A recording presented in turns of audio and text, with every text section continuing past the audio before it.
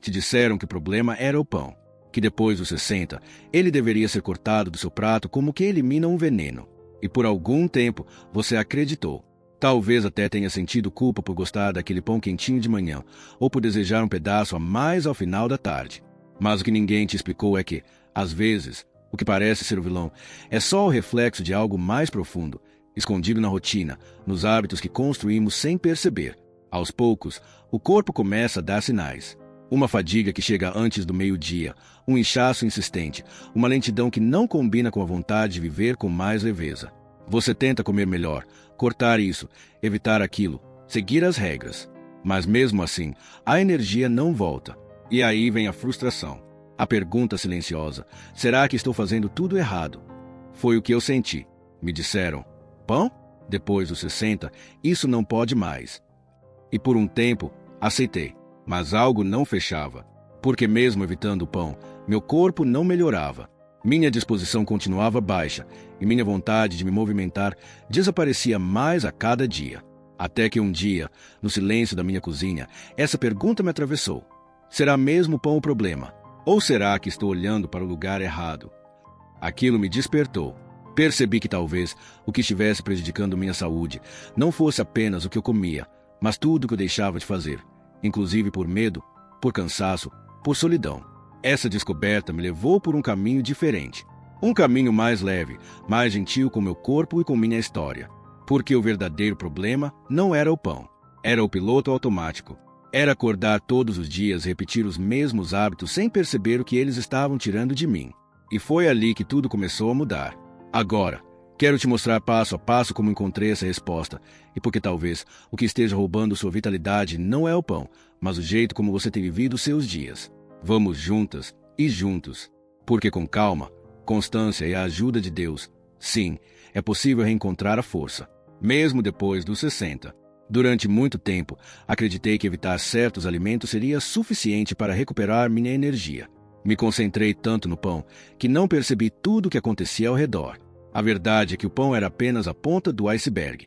O que realmente roubava minha disposição estava nas horas em que eu não fazia nada.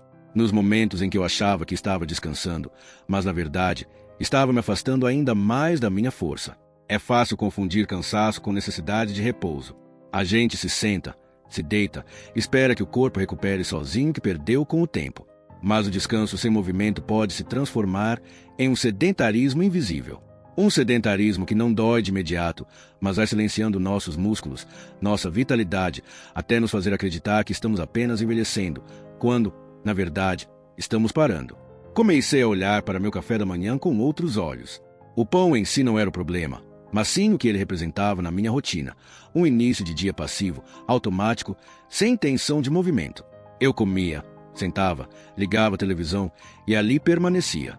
Mesmo escolhendo alimentos mais saudáveis, mesmo tirando o pão, eu continuava me sentindo inchado, lento, sem motivação. E é aí que mora o erro mais grave: acreditar que comer certo é suficiente. Não é. Porque o corpo precisa de mais do que nutrientes. Ele precisa de estímulo, de circulação, de presença. Quando percebi isso, entendi que o que estava me enfraquecendo não era o pão, mas a ausência de movimento ao redor dele. Era a maneira como eu começava meus dias, como eu ocupava meu tempo. Era a falta de intenção física nos meus gestos mais simples. E tudo começou a mudar quando entendi que o corpo precisa ser acordado. Não com grandes exercícios, mudanças drásticas, mas com pequenos gestos conscientes. Porque mesmo quem tem dor, prótese ou dificuldade pode encontrar um jeito suave de se movimentar. E é justamente nesses gestos que mora a chave para recuperar a força, sem culpa, sem exagero, sem medo. Aos poucos, percebi que não era sobre cortar o pão. Era sobre trazer vida de volta ao meu dia. Quando finalmente tirei o pão da rotina, achei que estava fazendo tudo certo. Mas mesmo assim, o cansaço persistia. A sensação de inchaço, de lentidão e até aquela falta de firmeza no corpo continuavam me acompanhando. Foi então que comecei a olhar além do óbvio. E descobri algo que muitos ignoram: o excesso de farinha refinada continua presente em muitos alimentos que parecem inofensivos. Não era só o pão. Eram as bolachas salgadas que eu comia no lanche da tarde, a torrada que acompanhava a sopa, os biscoitos doces oferecidos por carinho e hábito. Pequenas porções, aparentemente leves, mas que, ao longo do dia, formavam um acúmulo silencioso de um ingrediente inflamatório. A farinha refinada estava ali, disfarçada, mantendo meu corpo em um estado de alerta constante. Essa inflamação silenciosa não se manifesta com dor forte no começo. Ela chega com sinais sutis, dificuldade para dormir bem, músculos que parecem encolher mesmo sem dor, articulações mais sensíveis e aquela sensação de estar sempre um pouco cansado. A cada semana, algo parece pesar mais. Mas como os exames não apontam nada grave, a gente vai se adaptando ao desconforto. Até que um dia, percebe que perdeu a firmeza nas pernas, que se desequilibra com facilidade, que os braços já não têm mais força para carregar o que antes era leve. E o mais surpreendente é que isso pode acontecer mesmo comendo pouco, mesmo comendo direito, como muitas pessoas dizem, porque não se trata apenas da quantidade, mas da qualidade. E quando o corpo está inflamado, ele não consegue absorver bem os nutrientes, nem manter os músculos ativos.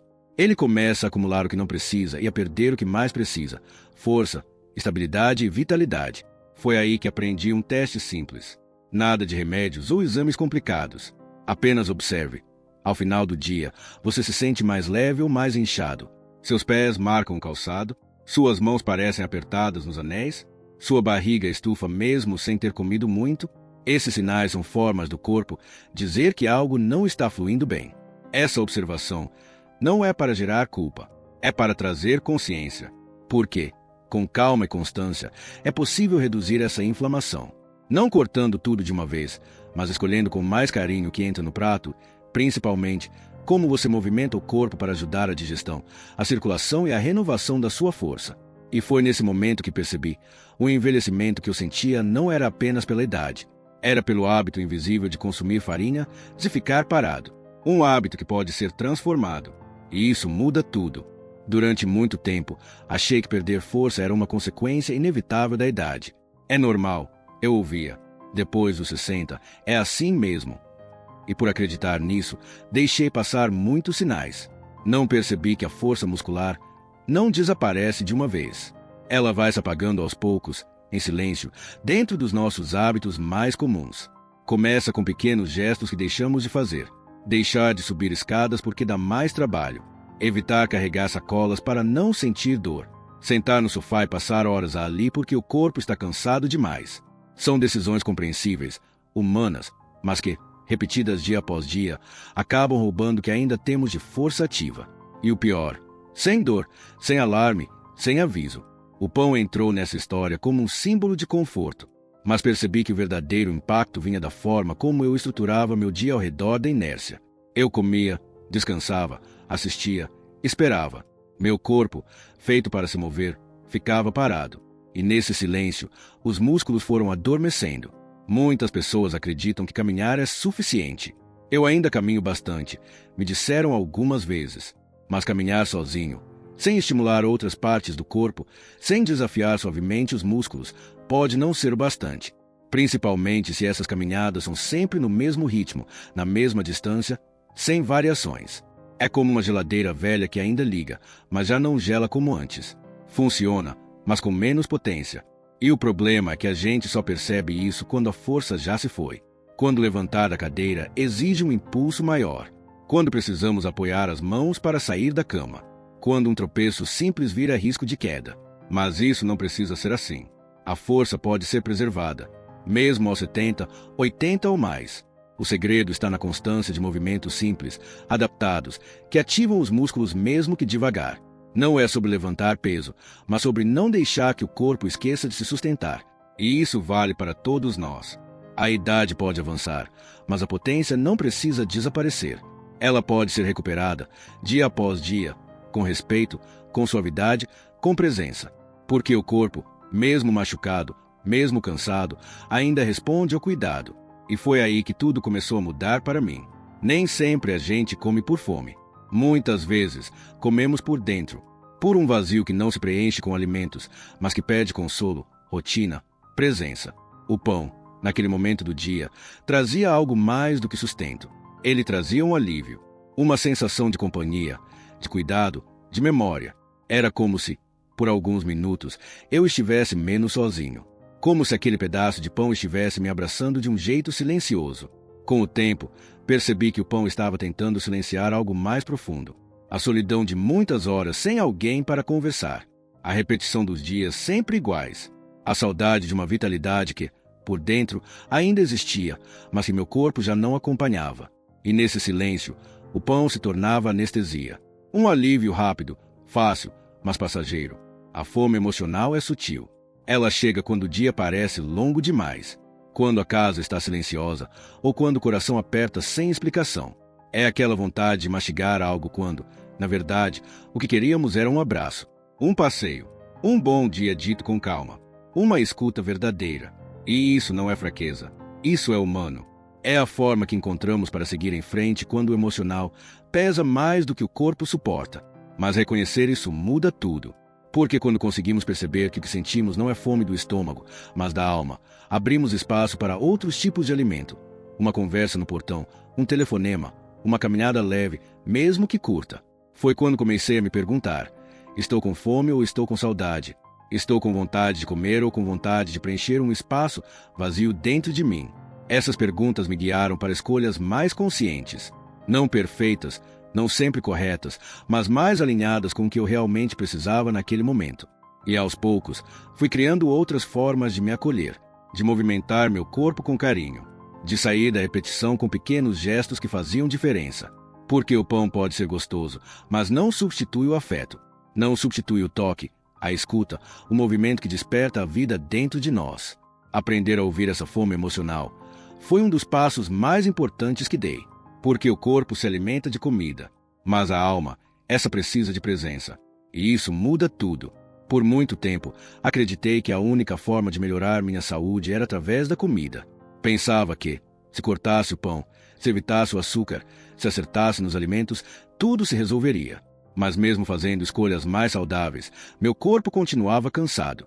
Meus músculos, ainda enfraquecidos. Minha energia, curta. Foi então que percebi algo que ninguém havia me dito. O que muda o corpo não é só o que se come, mas o que se faz com ele ao longo do dia. E essa mudança não começou numa academia, nem com um plano de exercícios complicado. Começou na cozinha. Durante aqueles minutos em que o café passava, em vez de sentar, comecei a me mover. Devagar, com cuidado, usando a cadeira como apoio. Inspirava, levantava os braços. Expirava, abaixava com suavidade. Fazia movimentos pequenos, mas intencionais. E foi assim, com apenas 10 minutos por dia, que meu corpo começou a despertar. Aos poucos, um gesto simples se transformou em rotina. Enquanto a água fervia, eu alongava os braços. Enquanto a chaleira apitava, eu girava os ombros. Tudo devagar, respeitando minhas dores, ouvindo meus limites. Não precisava mais esperar o momento certo para me exercitar. O momento certo era aquele, o da vida comum, o do cotidiano. Foi nesse tempo que descobri um movimento com a cadeira que me surpreendeu. Sentada, apoiava os pés no chão e erguia o corpo levemente, como se estivesse prestes a levantar. E depois, voltava. Esse simples gesto ativava músculos que estavam adormecidos havia anos. Sentia a perna trabalhar, o abdômen se firmar, a postura se ajustar. E, mais do que isso, sentia que eu estava de volta ao controle do meu corpo. Não precisava fazer muito. Bastavam de 8 a 12 repetições, com pausas quando necessário. E o mais importante, com constância. Porque o corpo de quem tem mais de 60 ainda pode se fortalecer. Ele só precisa ser lembrado de como se mover, com respeito, com suavidade, com amor. Esses pequenos gestos me mostraram algo precioso. A força que eu buscava não estava na dieta. Estava na minha atitude física diária. No jeito como eu me levantava da cama, como me movimentava entre os cômodos, como respirava diante do espelho. E isso, sim, começou a transformar minha saúde, por dentro e por fora. Quando ouvi que deveria cortar o pão da minha alimentação, a intenção parecia boa. Quem disse isso acreditava que estava me ajudando, que estava me protegendo. E eu, sem saber ao certo o que fazer, obedeci. Cortei, evitei, substituí. Mas o que veio depois não foi melhora, foi culpa. Culpa por desejar o pão, por sentir falta dele, por me frustrar ao não conseguir manter a restrição. Esse tipo de conselho, ainda que bem intencionado, pode criar mais medo do que solução. Pode nos afastar do prazer de comer, do vínculo com a comida e até da alegria de estar à mesa. E mais do que isso, pode nos fazer acreditar que estamos errando o tempo todo, que não temos força de vontade, que estamos falhando. E isso pesa. Aos poucos, percebi que aquela proibição não me ajudava. Pelo contrário, ao cortar o pão, surgiram outros comportamentos. A vontade reprimida se transformava em compulsão. O controle excessivo sobre a alimentação me deixava mais ansioso, mais rígido e, paradoxalmente, menos ativo. Comecei a me mover menos, a buscar mais conforto no sofá, a deixar os dias passarem com uma sensação de castigo. Foi um processo silencioso, porque ninguém percebe quando a restrição vira prisão, quando o medo de comer se mistura ao medo de não melhorar. E, em vez de saúde, o que cresce é a sensação de impotência, como se o corpo estivesse fora do nosso alcance. Como se a única saída fosse obedecer a regras difíceis, desconectadas da nossa realidade. Mas a verdade é que o caminho da transformação não está na proibição, está na reeducação, em aprender, com carinho e paciência, a fazer escolhas melhores, em compreender como o corpo responde a cada gesto, a cada alimento, a cada pausa para respirar. Está em respeitar as fases, os limites e as possibilidades de cada dia. Foi assim que descobri que o pão, em si, não era o inimigo. O que me fazia mal era a maneira como eu me relacionava com ele. O medo, a culpa, o exagero. Quando tirei o peso da proibição e coloquei a leveza da consciência, tudo começou a se ajustar. Porque o conselho que realmente transforma é aquele que nos acolhe, que entende nossa história, nosso ritmo, nossas dores, e nos lembra que ainda é possível mudar, com constância, com presença, com respeito. Depois de tantos altos e baixos, de tantas tentativas e frustrações, chegou o momento em que eu parei. Parei de lutar contra a comida. Parei de seguir conselhos rígidos. Parei de me culpar por querer aquilo que me confortava. E foi nessa pausa que encontrei um caminho mais verdadeiro. Um caminho que não pedia proibição, mas presença. Um caminho que me permitiu voltar a comer pão. Surpreendentemente, me sentir melhor. Mas não era o mesmo pão de antes. Agora, eu escolhia com mais consciência. Um pão integral de verdade, feito com ingredientes simples, sem excesso de farinha refinada, sem disfarces. E mais do que isso, eu observava como meu corpo reagia. Prestava atenção na saciedade, no inchaço, na disposição. E descobri que, quando o corpo está mais ativo, mais desperto, ele responde melhor ao que comemos. Até ao pão. Essa reviravolta não veio de uma fórmula pronta. Veio da escuta, de me olhar com mais carinho, de entender que o equilíbrio não está em cortar tudo, mas em ajustar. Que não se trata de seguir regras rígidas, mas de fazer escolhas que respeitam quem eu sou hoje. Porque meu corpo mudou, minha rotina mudou, e eu precisava mudar junto, com sabedoria. Voltar a comer pão foi um símbolo.